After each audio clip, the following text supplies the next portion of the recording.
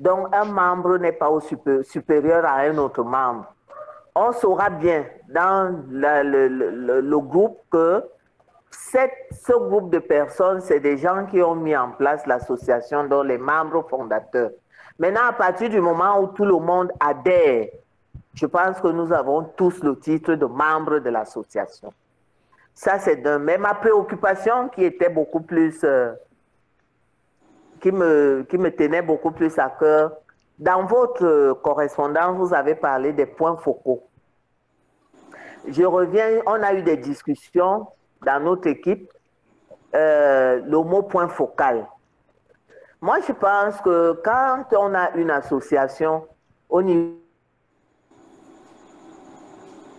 c'est les membres de cette association, ils sont membres et ils sont représentatifs pour l'association au niveau international. Maintenant, le pays qui n'a pas pu mettre en place leur association GSE, je pense que ce pays, ou alors s'il y a des membres GSE qui sont dans ce pays, ils sont tout simplement membres de l'association au niveau international. Pourquoi? Parce qu'ils auront adhéré à l'association. Bon, le titre point focal ne me suit pas trop. Je ne suis pas tellement d'accord avec ce titre point focal au niveau des pays qui n'ont pas mis en place des associations. Parce que ces pays-là, bon, on aura fait la sensibilisation. Les membres GSE de ces pays auront bien envie d'adhérer au niveau international. Parce que c'est les statuts qui vont tout déterminer.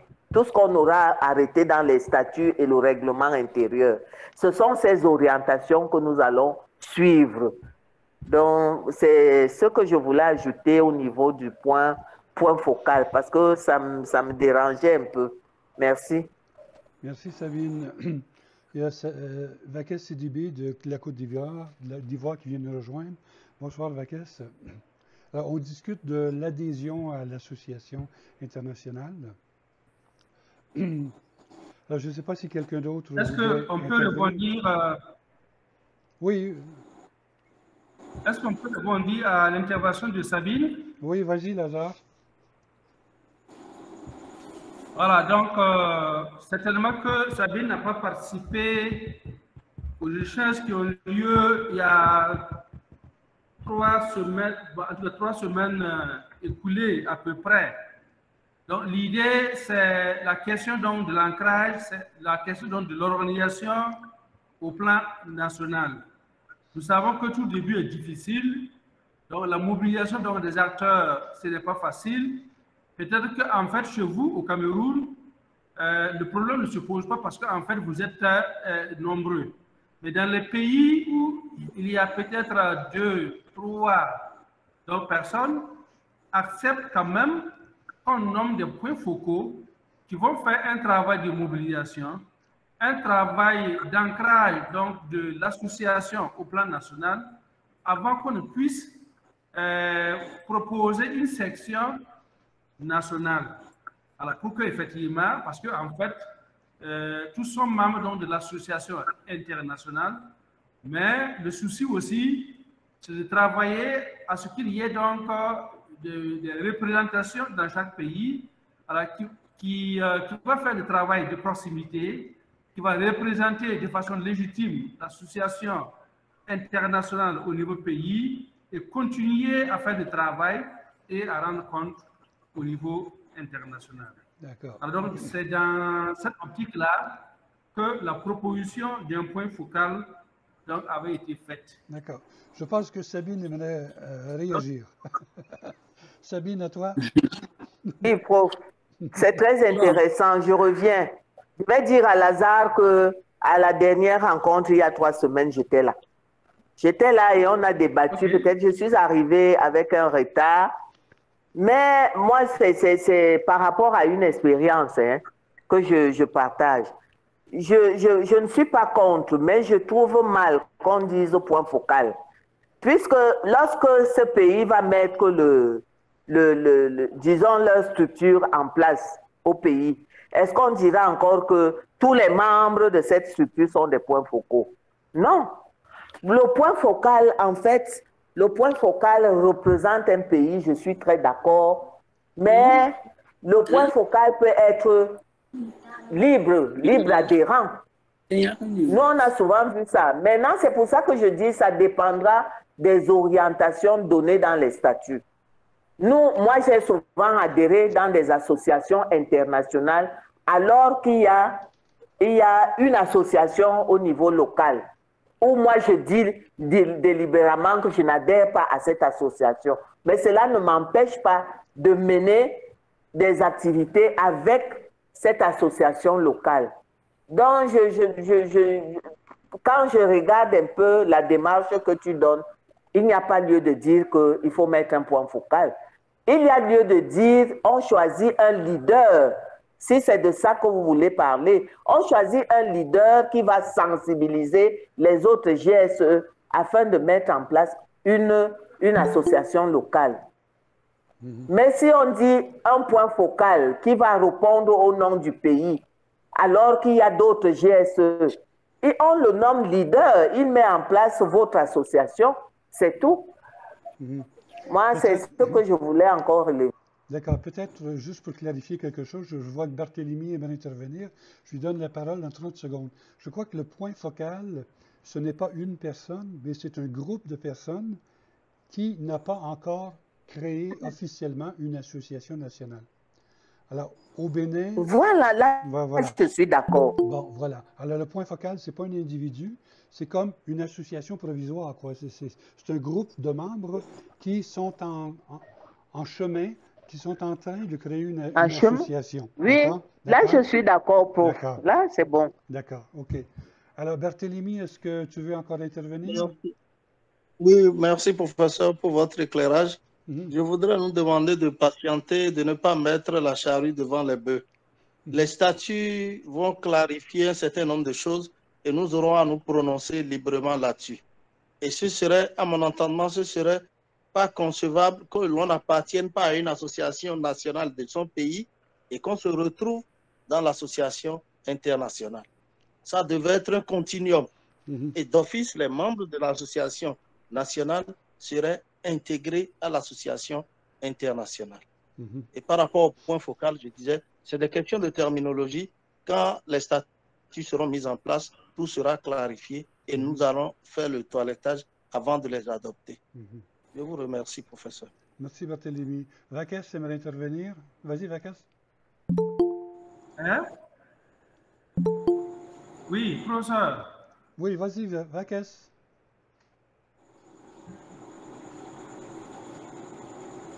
Il faut activer le micro. Est-ce que c'est elle qui a demandé? Ouais. Ça va maintenant? Oui, on t'entend. Voilà. Je disais, effectivement, le statut va venir clarifier, mais il est bien aussi de discuter parce que c'est ce que nous allons dire aussi qui va apparaître dans le statut. Si on a développé des idées qui, effectivement, vont dans le sens du souhait de l'ensemble, c'est des choses comme ça qu'on prend en compte aussi dans le statut et règlement. Donc, si, effectivement, on est d'accord sur certains éléments, donc on le précise tel que vous venez de le dire, le point focal. Ce n'est pas un individu, c'est plutôt un groupe. Alors, c'est déjà clair dans la tête de tout le monde. Donc, si ça ressort dans le statut, ça ne pose pas de débat. Là, en ce moment, tout le monde aura compris le sens du point focal qu'on donne à la chose. C'est ce que je voulais préciser. Vous dire que ce n'est pas aussi inutile de le débattre, quoi. On peut débattre pour clarifier et puis vraiment arranger le statut et prendre tous ces éléments en compte. D'accord. Merci, Vakes. Merci. Quelqu'un d'autre veut intervenir? Alors, je vous rappelle... Oui, il y a Minata qui veut intervenir. Vas-y, Aminata. Non, moi, j'ai juste une question. Dans les WhatsApp locaux là, des groupes pays, est-ce que vous avez accès? Est-ce que vous regardez les discussions? Oui, Ou bien est-ce qu'il faut faire la synthèse des discussions et puis revenir reposter dans le WhatsApp général? Parce que je ne sais pas comment ça se passe. Oui, pour le moment, les discussions, je suis les discussions. Alors, je vois bien qu'il y a dans divers pays plusieurs équipes qui sont en train de discuter du sujet de cette association. Et effectivement, je crois que, bon, on en arrive maintenant à une étape où on devrait essayer de clarifier peut-être un processus, disons, global de discussion. Et moi, j'y ai réfléchi un peu et je vais vous le soumettre maintenant oralement. Et je vais vous le soumettre aussi, disons, par écrit un peu plus tard. Alors, je crois qu'il faudrait commencer par essayer d'identifier toutes les personnes dans le réseau EduGestion qui sont intéressées à participer à la création de cette association. Donc, on pourrait demander dans le forum des membres EduGestion à toute personne qui veut participer à la création de cette association de se manifester et d'indiquer disons, son nom, sa ville, son pays, sa fonction, et puis, disons, s'engager dans ce processus. Ensuite, vérifier dans quel pays il y a un nombre suffisant de membres pour créer un point focal ou une association si elle existe déjà. Alors, si par exemple, dans un pays, il y a 10 membres, on peut considérer qu'ils peuvent créer un point focal, qu'on l'appelle point focal ou qu'on l'appelle autre chose, c'est à nous d'en convenir. Ça peut être une association provisoire ou bien un regroupement national. Alors, pour moi, ce n'est pas crucial. Mais, bon, il y a un minimum de 10 personnes par pays qui, ensemble, veulent contribuer à la création de l'association. Ces gens-là, dans chacun des pays, peuvent discuter ensemble d'un contenu soumis par, disons, à tous les membres et à tous les regroupements nationaux. Et on peut demander à chacun des regroupements de déléguer un représentant à ce qu'on pourrait appeler un conseil d'administration provisoire. Et il y aurait des rencontres de ce conseil d'administration provisoire pour finaliser les statuts. Alors, tous les groupes nationaux sont consultés sur les statuts. Il y a un représentant par groupe national qui fait partie d'un conseil d'administration provisoire. Et ces gens-là discutent des statuts. Et après un certain temps, lorsqu'on aura finalisé les discussions, là, on pourra avoir une espèce de réunion de lancement avec la création officielle de l'association. J'avais dit au départ que ces gens-là qui s'inscrivent dans l'association seraient des membres provisoires, dans le sens que ce n'est pas peut-être seulement parce qu'on se propose comme membre de l'association qu'on remplit toutes les conditions pour y adhérer. Alors, lorsqu'on aura établi les statuts, chaque groupe national dira, parmi les gens qui étaient des volontaires provisoires, voici la liste de ceux qu'on considère vraiment des membres de notre pays. Les gens qui sont, puis là c'est les statuts qu'on aura à débattre, on pourra avoir peut-être des membres réguliers, on pourra avoir des membres avec un titre plus précis pour les membres GSE, on pourra avoir des membres réguliers, des membres associés qui ne sont pas nécessaires. Par exemple, il y a certains de nos membres qui ne sont pas des gestionnaires, qui ne sont pas en poste de gestion. Alors, est-ce que dans nos statuts, on les accepte comme membres réguliers ou est-ce qu'on définit disons, un statut différent comme membre associé? C'est toutes ces discussions-là qu'on devra avoir. Et donc, je ne sais pas si vous voyez le processus que je propose. On essaie d'identifier, par exemple, au Bénin, s'il y a 10, 15, 20 personnes qui se déclarent intéressées dans un forum précis à créer l'association, ces gens-là deviennent le point focal ou bien l'association provisoire ou bien, bon, on l'appellera comme on veut. Et ces gens-là discutent ensemble et délèguent une personne à un conseil d'administration provisoire qui met en place l'association internationale. Au sein de chacun des pays, il peut y avoir une association qui existe déjà, par exemple comme au Cameroun ou bien au Niger. Dans d'autres pays, il n'y en a pas encore. Ils pourraient travailler à mettre en place une association nationale. Alors voilà un processus qui pourrait nous permettre de discuter d'une façon peut-être un peu plus structurée. Alors, je ne sais pas quelle est votre réaction. C'est une proposition à discuter, à débattre. Alors, et si vous voulez intervenir, s'il vous plaît, dites votre nom, puis ensuite vous aurez la parole.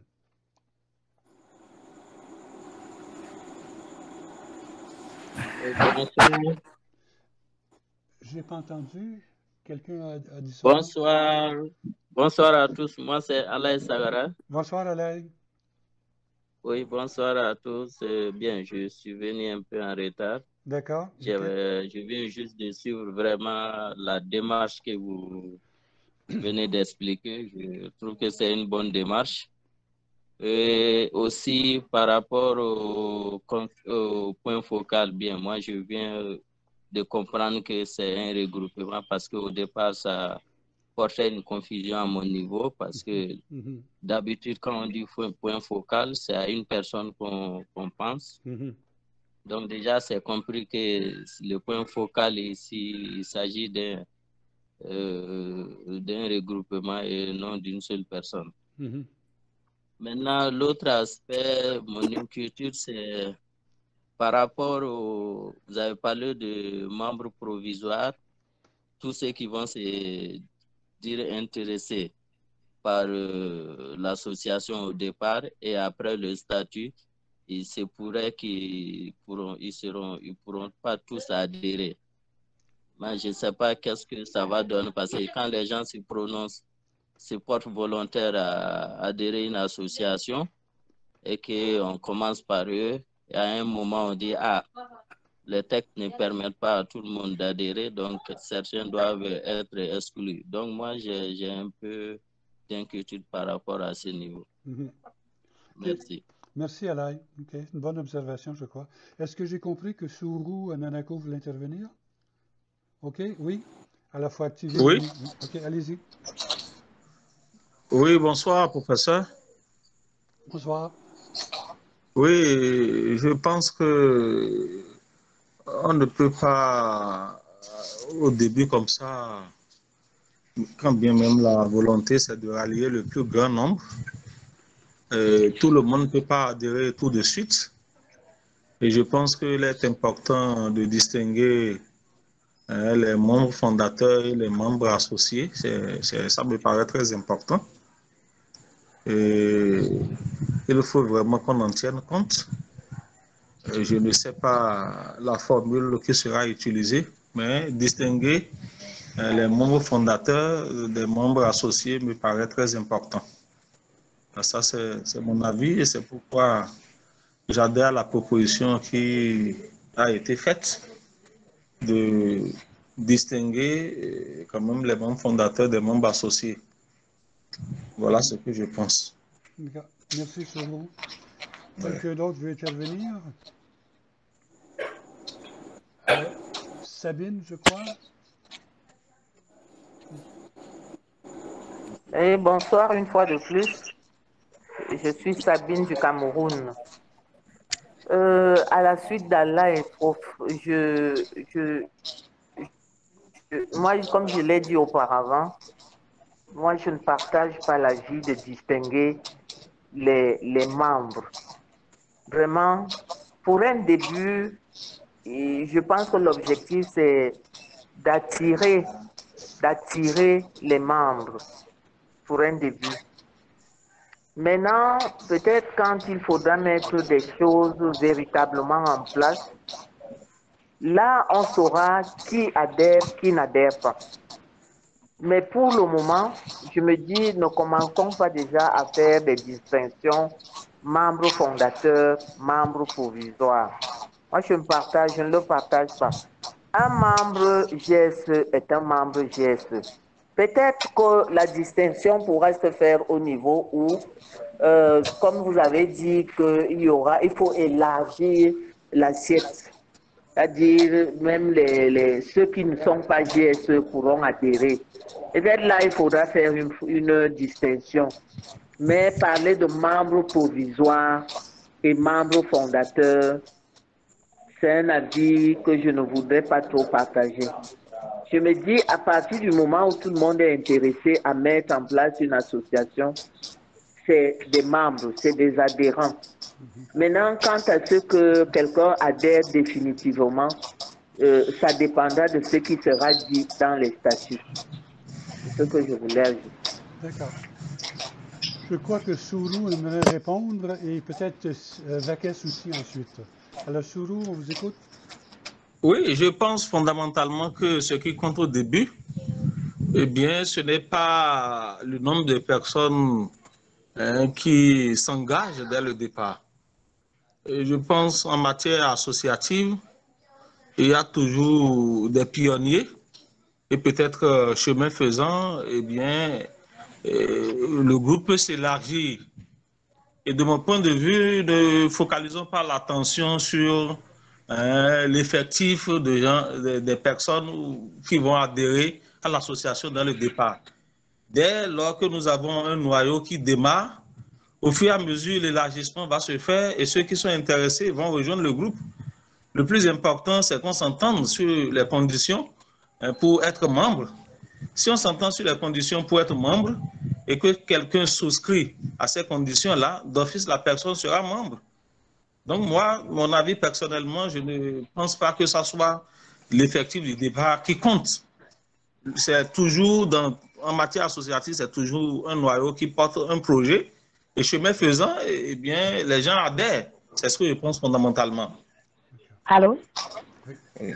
Donc, Vakes, ça va demander la parole. Et ensuite... Parce que le risque que nous courons, si on veut nécessairement rallier le plus grand nombre au départ, on va qui trop embrasse mal les trains. L'essentiel, si c'est un noyau qui commence, chemin faisant, naturellement, le groupe va s'élargir. C'est toujours comme ça que ça se passe. D'accord, ok. Merci, Sourou. Vakes, vous allez intervenir? Oui, merci, professeur. J'ai deux préoccupations. Bon, je me dis que l'association est créée pour l'ensemble des membres du GSE. Maintenant, je veux savoir qui est-ce qu'on voudrait appeler membre fondateur et qui est-ce qu'on voudrait appeler membre associé. Si il est clair que l'association est créée pour l'ensemble des membres, enfin des adhérents ou bien des participants GSE, donc il n'y a pas lieu de faire une catégorisation. Que vous adhérez aujourd'hui, on suppose que c'est aujourd'hui que vous avez eu le temps d'adhérer, vous avez pris connaissance des tests peut-être qui existent. À partir du moment où vous êtes membre, avec l'adhésion libre, vous êtes membre. Bon, membre fondateur, généralement, ça... Avis partagé, Sylvie. Merci. C'est de ça qu'il s'agit. Ça donne... S'il vous plaît, professeur. S'il vous plaît, professeur. Oui, je crois que... Vakes, as-tu terminé? Oui. Alors, je n'entends plus Vakes. Donc, il y avait, si j'ai bien compris, Marie avait demandé la parole. Et ensuite, ce sera Barthélemy. Oui, professeur. Marie, on vous écoute? Allô? Voilà, si c'est pour appeler, si c'est vraiment fait pour l'ensemble des auditeurs GSE, donc on laisse libre cours à tout le monde. Et bon, on dit simplement les adhérents, bien les associés de choses. C'était mon point de vue. D'accord, merci. Est-ce que Marie, tu voulais intervenir? Est-ce que j'ai bien compris? Marie, est-ce que... C'est Barthélemy qui demande la parole pour ça. Oui, mais Marie avait demandé avant, je crois. Mais Marie, on vous entend pas. Après Barthélemy, moi, je demande la parole. Tagara demande la parole après Barthélemy. Marie, est-ce qu'on peut vous entendre? Moi, je voudrais dire que, étant donné que l'un de nos objectifs, c'est le plaidoyer, nous devons élargir notre capacité.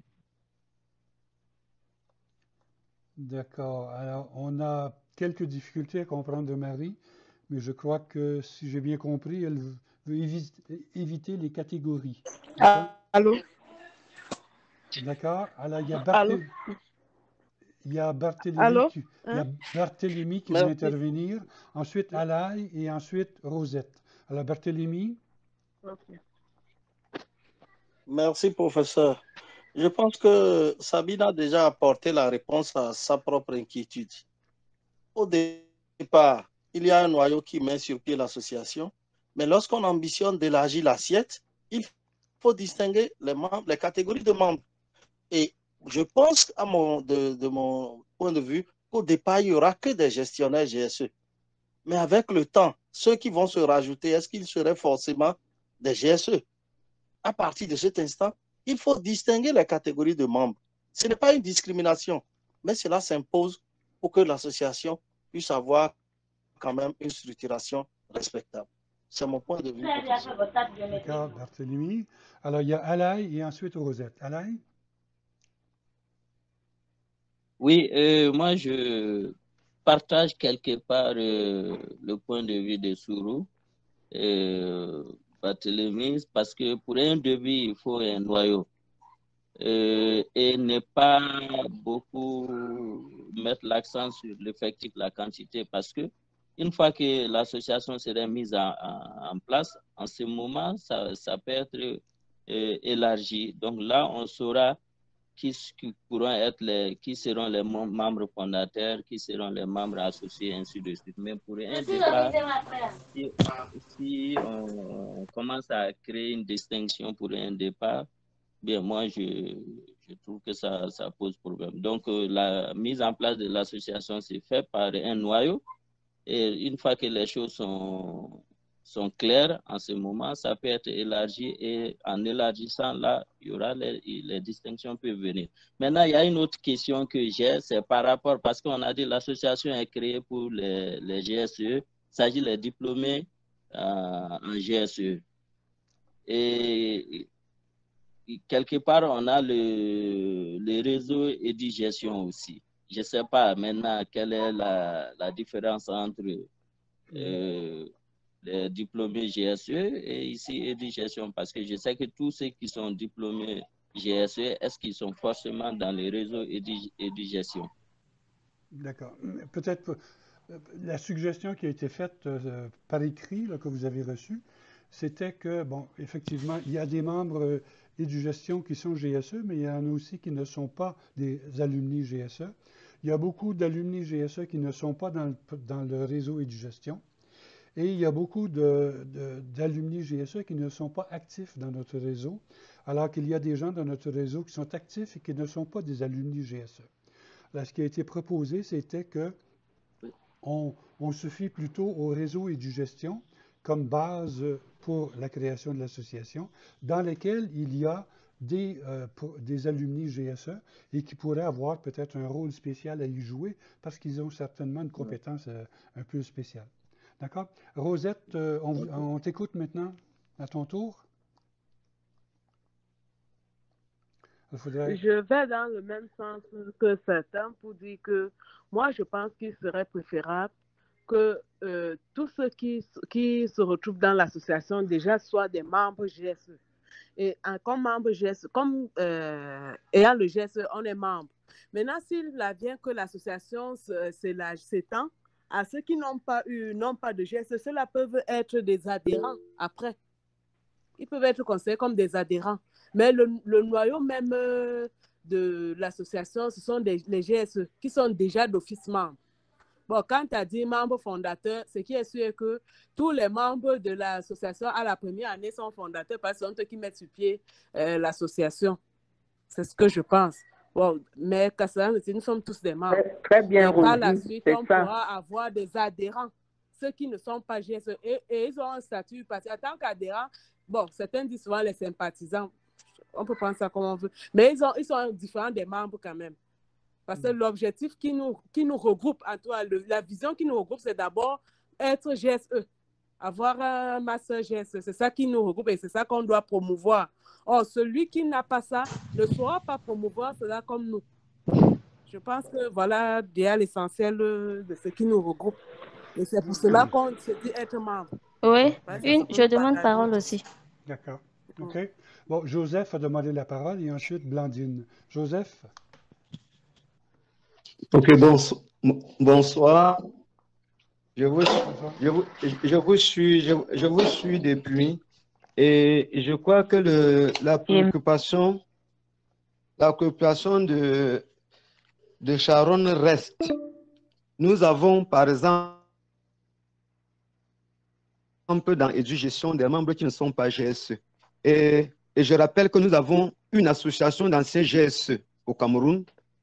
Nous avons une association d'anciens GSE au Cameroun que je crois ne pas l'association que nous sommes en train de créer. Mais dans cette association-là, nous avons déjà des membres de cette association-là qui ne sont pas des GSE. Ça veut dire que si on prend cette association-là comme base ou bien comme point focal au Cameroun, nous aurons des gens d'une association qu'on a créée et qui ne sont pas des diplômés GSE. Ça veut dire que c'est une question qu'il faut élucider avant de mettre l'association. Et je crois l'objectif, il faut mettre les objectifs de l'association.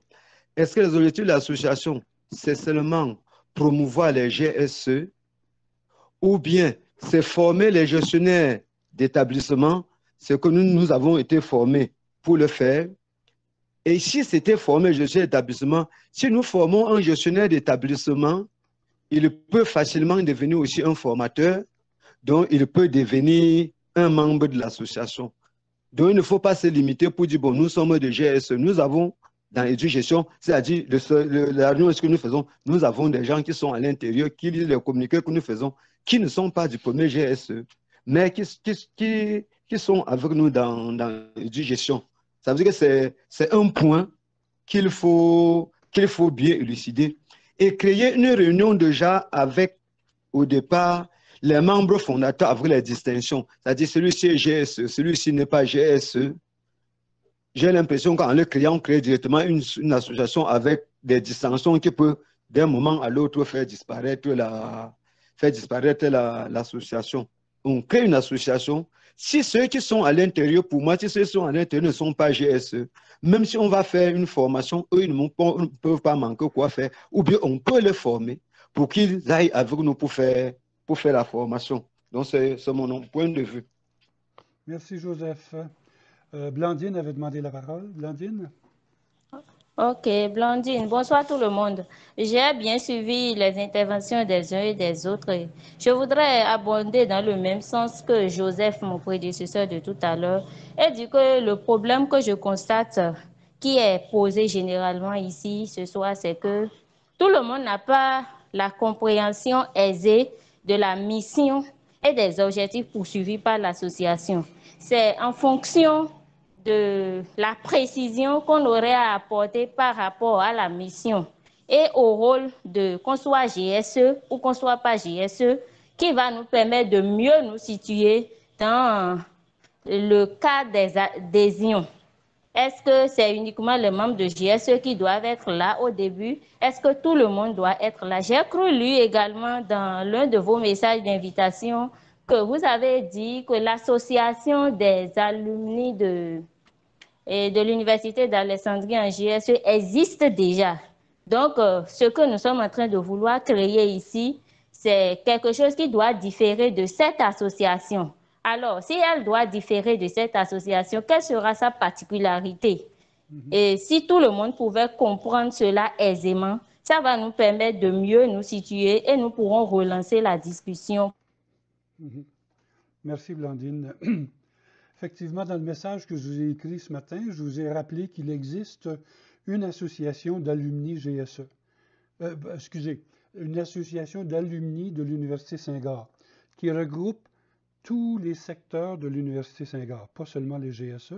Les GSE peuvent en faire partie. Donc, si on veut créer une association d'alumni GSE, ça existe déjà. Nous, il me semble que ce qu'on veut, c'est une association. J'espère que vous m'avez suivi un peu. Hein. Oui, tout à fait. Ma connexion était partie à un moment-là. Oui, on vous a bien entendu, on t'a bien entendu, Blandine. Alors, il me semble que l'association qu'on veut créer, c'est une association qui vise spécifiquement la question de la gestion de l'éducation. Alors, voilà mon avis à ce sujet-là. Sabine agite la main. Donc, Sabine, à toi la parole. Oui, merci, professeur. merci pour ces différentes interventions qui sont édifiantes.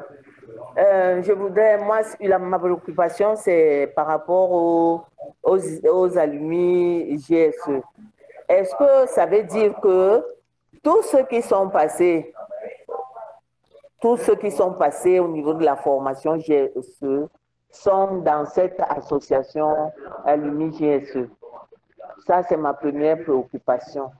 Ma deuxième préoccupation, c'est au niveau, ce n'est même pas une préoccupation, c'est un commentaire. Je voudrais apporter un rectificatif au niveau des associations locales.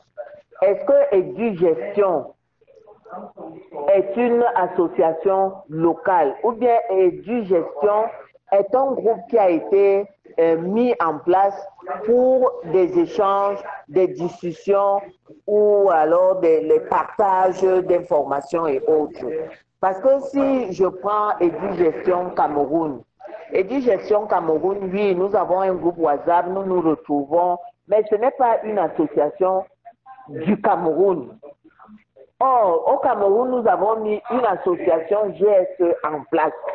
Et je le dis toujours, nous avons fait reconnaître cette association qui a été propulsée ou alors initiée par Onkoa et nous autres, et moi et David et Mimi et d'autres GSE. Moi, je voudrais donc savoir quelle est la différence entre ces trois entités. C'est ça ma préoccupation. D'accord. Bon, peut-être une réponse rapide. Il existe une association qui est parrainée ou qui est supportée par l'Université Senghor, qui est l'association des alumni de l'Université Senghor, qui regroupe tous les alumni de Senghor qui veulent y adhérer. Il y a des alumni GSE qui font partie de cette association des alumni de l'Université Senghor. EduGestion, c'était au départ un réseau qui regroupait les alumni de Senghor, mais peu à peu, il y a des gens qui se sont joints au réseau qui ne sont pas des alumni de Senghor. Et donc, ce ne sont pas tous les alumni GSE qui se font partie de notre réseau. Il y a des centaines d'alumni GSE qui ne font pas partie d'EduGestion. Alors, il me semble que là, on veut arriver à créer non pas juste un réseau informel, mais une ONG, une organisation non gouvernementale, une association formelle avec un statut légal pour être capable de se représenter au niveau international auprès des organisations internationales. Et cette association internationale peut être accompagnée par des associations nationales qui ont les mêmes ambitions au niveau national. Alors, je ne sais pas si je réponds à la préoccupation de Sabine dans ce cas-là. Je crois qu'on va nous couper la parole dans 1 minute ou 2 parce qu'on arrive à la fin de notre heure. J'ai beaucoup apprécié les échanges qu'on a eus. Je crois que c'est des échanges à poursuivre en équipe nationale et je vais quand même vous envoyer le processus de création de l'association que j'ai imaginé, mais soyez bien à l'aise de critiquer, d'avoir des opinions différentes et d'enrichir ou de modifier les propositions qui sont faites. Parce que, enfin, ma vision à moi, c'est qu'il faut aller au-delà des GSE dans notre association. Il faut en faire une association vraiment internationale avec le plus de membres possible pour avoir justement un effet auprès du plus grand nombre d'institutions internationales possibles et dans vos pays auprès de vos institutions nationales. Voilà. Alors, n'hésitez pas à écrire dans le forum également ou dans le groupe WhatsApp pour faire connaître votre avis, parce que je crois que c'est par des échanges comme ceux qu'on vient d'avoir que nous avançons. Alors, j'ai enregistré une partie de cette rencontre, je vais la mettre en ligne et vous pouvez la revoir, vous pouvez inviter vos collègues de votre pays à regarder la vidéo pour voir ce qui a été dit. D'accord? Alors, je crois qu'on en arrive à la fin de l'heure. OK. Alors, merci. Bonsoir à tout le monde. On va nous couper. Oui, d'accord. Bonsoir, professeur. Merci beaucoup. Merci beaucoup d'avoir été là. Merci aussi pour tout. Oui. Et bonne soirée à tous. D'accord. Merci bonne beaucoup soirée tout le monde. Merci. Bonne soirée. Bonsoir Bye tout le monde. Merci, bonne soirée. Bonne soirée. Bonne soirée. Merci, bonne soirée à tous. Oui. Bye bye.